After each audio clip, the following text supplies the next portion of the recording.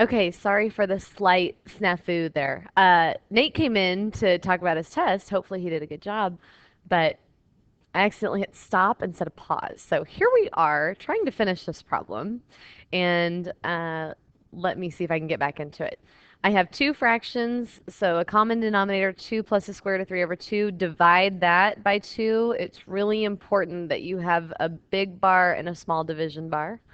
I'm moving up here so that I save room on my paper. At this point, I believe that I should multiply by the reciprocal. So 2 plus the square root of 3 divided by 2. Instead of dividing by 2, I'm going to multiply by 1/2.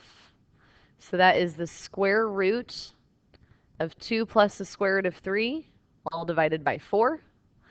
I know that I can do the square root of 2 plus the square root of 3 on top and do the square root of 4 on the bottom.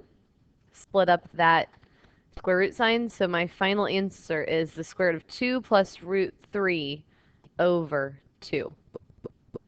And that is your final answer.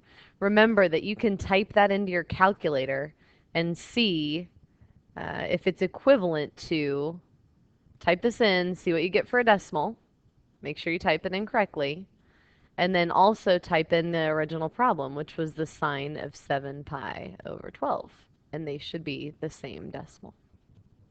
Make sure you're in radians when you do this one.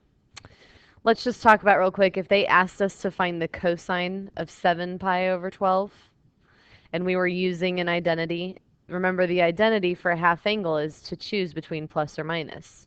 So the cosine of 7 pi over 12, here we are on this angle again, a little bit further than 6 pi over 12, which is half. And if I need an x value, then that would be negative. So I would choose the negative option when I started that problem.